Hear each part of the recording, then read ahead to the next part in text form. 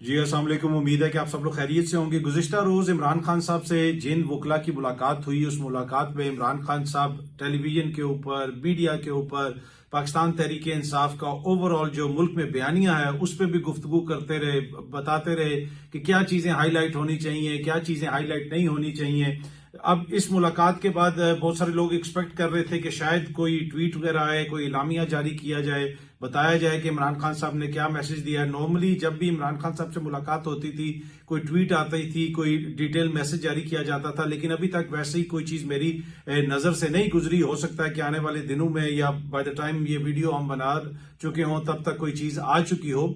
लेकिन एनीवे कल मुलाकात जरूर हुई इमरान खान साहब से। उसमें इमरान खान साहब ने डिफरेंट बातें की, इमरान खान साहब ने हदायत दी, मुख्तलिफ किस्म की चीजें हुई जो ऑफ द रिकॉर्ड मुलाकात करने वाली कुछ लोगों ने कुछ लोगों के साथ शेयर की और कुछ चीजें मेरे तक भी पहुंची। अब बड़ा मसला यह है कि इमरान खान साहब को बाहर लेके आना है। बाहर जो क्यादत है उसके हवाले से अब हर तरफ तहफुजात का इजहार किया जा रहा है। वो एक कंफ्यूजन क्रिएट हो गई है और इस चीज का जो जिक्र है वो कोई सहाफी या कोई मुखालिफ नहीं बल्कि खुद आजम स्वाति साहब ने मीडिया से आज बात करते हुए कहा। मैंने उनकी वीडियो देख रहा था जिसमें उन्होंने कहा कि मुझ समेत तमाम जो क्यादत है, कारकुनों को उनके चेहरों से नफरत हो गई है। कारकुन चाहते हैं कि इमरान खान साहब बाहर आए और हमारा पहला मकसद ये होना चाहिए कि इमरान खान साहब को किसी तरीके से बाहर लेके आए। और मैं खुद जब से रिहा हुआ हूं, मेरी अब यही प्रायोरिटी है कि इमरान खान साहब को किसी तरीके से बाहर लेके आना है। अच्छा, अब फैसल फरीद चौधरी साहब जो हैं उन्होंने भी ये कहा कि अगर इमरान खान साहब की बात हम नहीं कर सकते, जो चीज वो हमसे शेयर करेंगे अगर वो बाहर आके कारकुन के साथ शेयर नहीं की जा सकती, अवाम के साथ शेयर नहीं की जा सकती, तो फिर हम क्या करें? छनकना बजाएं। वो छनकना एक होता है, खिलौना होता है जिसको ऐसे आप कर बच्चा हिलाता रहता है तो छन छन की उसमें से आवाजें आती रहती हैं। मैं थोड़ा सा ये पढ़ के भी सुना देता हूं। इमरान खान बयानी की जंग में बहुत आगे हैं, वो इस पर किसी किस्म का कॉम्प्रोमाइज नहीं करते। प्रेस कॉन्फ्रेंस ना करने वाली बात पार्टी में डिस्कस नहीं हुई थी। इमरान खान की बात नहीं कर सकते तो फिर छनकना ही बजाऊंगा। फैसल चौधरी।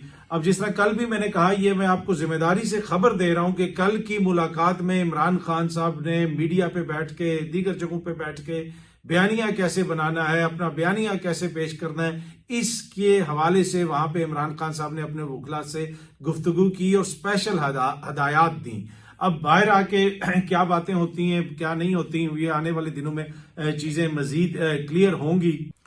सहाफी वहीद मुराद साहब को इस्लामाबाद से मुबैना तौर पे अगवा कर लिया गया है। ये सामने आप देख सकते हैं। इसको ARY न्यूज भी रिपोर्ट कर रहा है उनकी वेबसाइट पे। इस्लामाबाद से लापता सहाफी वहीद मुराद की बाजियाबी की दरखास्त दायर।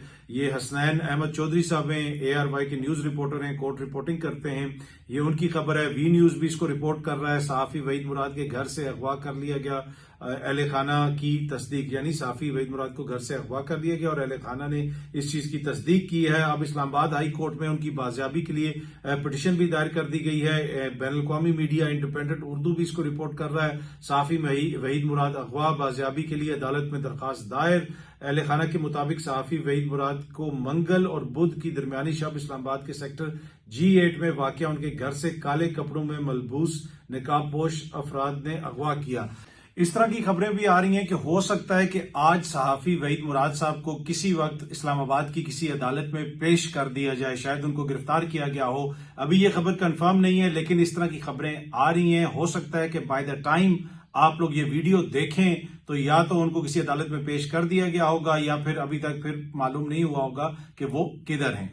दूसरी जानिब आप ये सामने देखें, जंग न्यूज रिपोर्ट कर रहा है सीनियर सहाफी फरहान मलिक साहब को FIA ने दोबारा गिरफ्तार कर लिया। गुज़िश्ता रोज उनको जुडिशल किया गया था, यानी जेल भेजना था, लेकिन अब दोबारा एक और मुकदमा दर्ज करके फरहान मलिक साहब को गिरफ्तार कर लिया गया। और ये सब कुछ किसके दौर में हो रहा है? ये नून लीग और पीपल्स पार्टी के दौर में हो रहा है। पहले जब कुछ भी होता था ये सीधा इमरान खान के ऊपर जाके सहाफी इल्जाम लगाते थे, लेकिन आजकल के दौर में ये नून लीग और पीपल्स पार्टी हो जाए, इनके ऊपर कोई तनकीद नहीं होती। एंड ऑफ द डे हुकूमतें इनकी हैं, इन्हीं के दौर में हो रहा है। सही हो रहा है, ये गलत हो रहा है, जो कुछ भी हो रहा है वो इन्हीं के दौर में हो रहा है और जिम्मेदारी भी इन्हीं की है। अच्छा, मैं ये खबर आपको थोड़ी सी पढ़ के सुनाऊं कि फरहान मलिक पर FIA ने जो दूसरा केस किया है वो ये है कि जनाब उन्होंने कहीं पे छापा मारा किसी कॉल सेंटर पे, वहां पे जिन लोगों को उन्होंने पकड़ा और उन लोगों ने बताया कि जी हम फरहान मलिक के कहने पे ये कर रहे हैं। अचानक जनाब छापा मारा कल ही कहीं पे और ये चीज सामने आ गई। मैं खबर थोड़ी सी आपको पढ़ के सुनाऊं। दर्ज की गई एफआईआर के मुताबिक 25 मार्च को गुलशन इकबाल में एक कॉल सेंटर पर छापा मारा गया, जिसमें 2 मुलजमान एक आतिर हुसैन और दूसरे जनाब हसन नजीब को गिरफ्तार किया गया। एफआईआर के मुताबिक गिरफ्तार मुलजमान ने गैर मुल्कियों से फ्रॉड किया हुआ है, उसमें मुलविस हैं। एफआईआर में बताया गया कि गिरफ्तार मुलजमान ने ये बताया कि ये काम फरहान गौहर मलिक के कहने पर हो रहा है। मुलजिम फ्रॉड और चीटिंग में मुलविस हैं। ठीक है जी, उन्होंने कहा जी ये फरहान मलिक साहब के कहने के ऊपर हम कर रहे हैं, तो लिहाजा एक और मुकदमा दर्ज करके उनको गिरफ्तार कर लिया गया। ये गुज़िश्ता 3 सालों के अंदर ये चीज हमने देखी है कि एक शख्स को गिरफ्तार किया जाता है, वो रिहा होता है, उसको दोबारा गिरफ्तार कर लिया जाता है। ये इमरान रियाज के केस में हमने देखा, दीगर बहुत सारे केसेस के अंदर ये चीज हमने देखी। आली हमजा मलिक हो जाए, सनम जावेद हो जाए, बहुत सारे लोग हैं उसमें जिनके हवाले से ये खबरें भी आती रही और सब कुछ देखते रहे हमें, और मीडिया भी रिपोर्ट करता रहा। अच्छा, अब हाई कोर्ट के ऑर्डर्स जो हैं वो आपको पता है कि उनके ऊपर तो हुकूमत हमेशा इंप्लीमेंट करती है और हाई कोर्ट का ऑर्डर बड़ा इंपॉर्टेंट होता है। इसीलिए आज जस्टिस बाबर सत्तार साहब ने एक रिमार्क्स दिए एक मुकदमे के दौरान। उन्होंने कहा कि 23 मार्च को दिए जाने वाले जो तमगे हैं उसके ऊपर उन्होंने बड़ा दिलचस्प रिमार्क्स दिया। बाबर सत्तार साहब ने कहा, आपके लिए अच्छी बात यह है कि अगर अदालत से आपको पेनल्टी लग जाए तो फिर मेडल भी मिलता है। आजकल अदालत जिनको सजा सुनाए उनको भी मेडल दिया जाता है। ये गालिबन जो इस्लामाबाद के डीसी हैं उनके हवाले से ये उन्होंने तंज की है।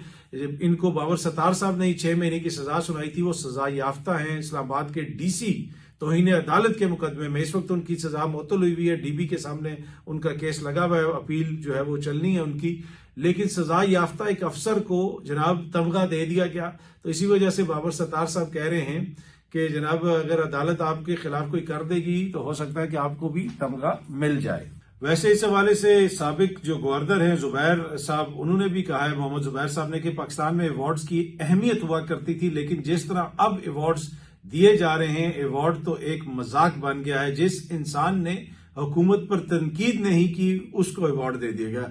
जो भी बंदा मिला जिसने हुकूमत पर कोई तनकीद नहीं की उसको अवार्ड दे दिया गया। मोहम्मद जुबैर साहब ये कह रहे हैं, लेकिन मैं इनसे एग्री नहीं करता। मैं ये समझता हूँ ये तमाम अवार्ड्स चाहे अनवर मजीद साहब को मिला हो, चाहे जुल्फकार अली भुट्टो साहब को मिला हो, चाहे उमर फारूक जहूर, वो जिनके हवाले से नॉर्वे के अखबार ने मुबैना करप्शन और फ्रॉड और वांटेड की वो खबर लगी हुई है वीजी अखबार में अभी भी, वो हों, ये सारे जो लोग हैं मेरे ख्याल में इन सबको हुकूमत ने मेरिट के ऊपर अवार्ड दिए हैं। तो हम सबको जेलस नहीं होना चाहिए, मेरिट को मानना चाहिए।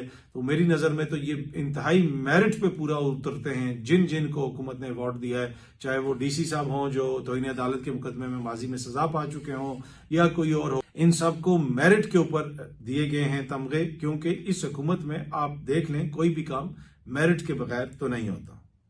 मेरिट पे बात करें तो अब मेरिट के ऊपर एक और केस जो है वो करप्शन का बंद कर दिया गया है। ये सामने आप देख सकते हैं, जंग न्यूज रिपोर्ट कर रहा है, परवेज खटक के खिलाफ बीआरटी करप्शन केस बंद। ये देखिए जी, जब मेरिट पे चीजें होती हैं तो फिर खबरें सामने आ जाती हैं, चीजों का पता चल जाता है। तो एक अनदर अच्छी बात, अनदर जो है कि मेरिट के ऊपर केस क्या ये तहकीकात हुई हैं और मेरिट के ऊपर बीआरटी करप्शन केस जो है वो बंद कर दिया गया है। वैसे मसलसल नून लीग के दोस्त यही बयानियां बनाते रहे कि कितने करप्शन की है मुबैना तौर पे परवेज खटक साहब के दौर में, मालम जब्बा राजी स्कैंडल हो जाए, बीआरटी की बात हो जाए, ये सारे चीजें वो कहते रहे। बाद में इन्हीं को अपनी काबीना में शामिल कर लिया और अब मेरिट के ऊपर बीआरटी करप्शन केस भी बंद हो गया, जंग न्यूज के मुताबिक, जंग न्यूज रिपोर्ट कर रहा है।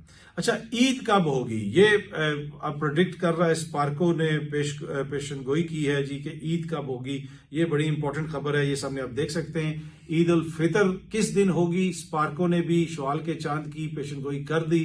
तो आप भी अगर ईद की तैयारी कर रहे हैं तो इस पेशन गोई को अपने जहन में रखिएगा। आप आई डोंट नो इसके मुताबिक होती है या नहीं होती, लेकिन एक्सप्रेस न्यूज ये रिपोर्ट कर रहा है। साइंसी पैमानों को मद्देनजर रखते हुए पेशन गोई में बताया गया है कि 30 मार्च 2025 को पाकिस्तान में चांद नजर आने का इम्कान निहायत रोशन है। लिहाजा रमजान के 29 दिन मुकम्मल होने की तवक्को है और ईद का पहला दिन जो है वो 31 मार्च 2025 को मनाया जाएगा। जी हाँ जी, 30 मार्च को चांद नजर आने की प्रेडिक्शन की जा रही है स्पार्को की जानिब से और 31 मार्च को फिर ईद होगी। तो अगर 30 को नजर आ गया चांद तो 29 रोजे होंगे, 29 रोजे होंगे और 31 तारीख को हम सब जो है वो ईद मनाएंगे। अब देखते हैं ऐसा होता है या नहीं होता। एक और खबर जी, ये खबर बड़ी इंपॉर्टेंट है और ये एक क्वेश्चन है पेशावर वालों से। मैंने एक न्यूज आइटम देखा, न्यूज आइटम चल रहा था टीवी के ऊपर और सोशल मीडिया के ऊपर भी।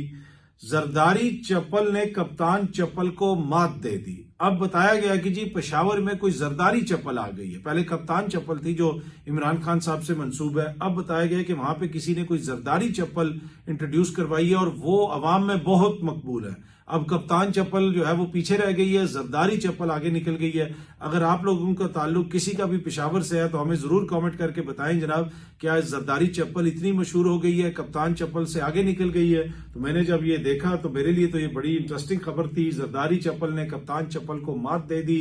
पेशावरी चप्पल के मखसूस डिजाइन को जरदारी के नाम से मंसूब कर दिया गया। ये खबर जनाब मीडिया रिपोर्ट कर रहा था। तो अब पेशावर से जो मेरा भाई है वो इसको देखता है तो प्लीज हमें जरा बताएं कि जरदारी चप्पल वहां पे कितनी मकबूल हुई है। अच्छा जी, अमेरिका ने पाकिस्तान की कुछ कंपनियों के ऊपर पाबंदियां लगाई हैं, कुछ दीगर ममालिक की कंपनियों के ऊपर भी अमेरिका ने पाबंदियां लगाई हैं। सदर ट्रंप साहब ने इस हवाले से वो दस्तखत कर दिए हैं, ऑर्डर जारी कर दिया है। अमेरिका ने पाकिस्तान समेत 8 ममालिक की 70 कंपनियों पर बरामदी पाबंदियां आयद की हैं। बरतानवी नशरियाती इदारे के मुताबिक अमेरिका का दावा है कि इन कंपनियों की सरगर्मियों से उसकी जो कौमी सलामती है और उसकी जो खारजा पॉलिसी है उसके मफादात मुतासर हो रहे थे। उन चीजों के मुनाफी ये काम कर रही थी। इसमें पाकिस्तान की कंपनियां भी हैं। अगर थोड़ी सी इस खबर की तफसील पढ़ें तो इसमें बताया गया है कि जनाब कि ये पहला मौका नहीं है। 2024 में भी अमेरिका ने पाकिस्तान की बैलिस्टिक मिसाइल प्रोग्राम से मुंसलिक कंपनियों पर ऐसी पाबंदियां आयद की थी। 2021 में भी अमेरिका पाकिस्तान की 13 कंपनियों पर जौहरी मिसाइल प्रोग्राम्स में मुआवनत के इल्जाम लगाकर पाबंदियां आयद कर चुका है। माहिरीन के मुताबिक अमरीकी पाबंदियां न सिर्फ पाकिस्तान और चीन के दिफाई तजारती सनत को मुतासिर कर सकती हैं बल्कि आलमी सतह पर भी इक्तसादी कशीदगी को बढ़ा सकती हैं। पाकिस्तान की जानिब से ताहाल सरकारी रद्द-ए-अमल सामने नहीं आया। तहम माहिरीन का कहना है कि ये पाबंदियां पाक अमरीका तजारती ताल्लुकात में मजीद तनाव पैदा कर सकती हैं। बहुत जल्दी आप सब दोस्तों से दोबारा मुलाकात होगी। Thank you very much.